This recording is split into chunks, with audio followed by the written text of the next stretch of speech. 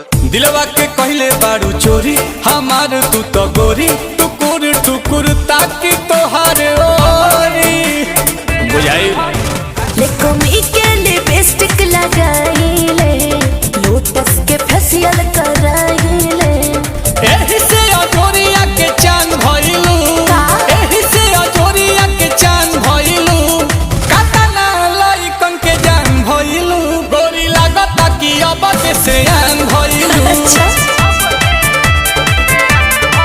हाँ गोरी लागता कि अब के सियान भइलू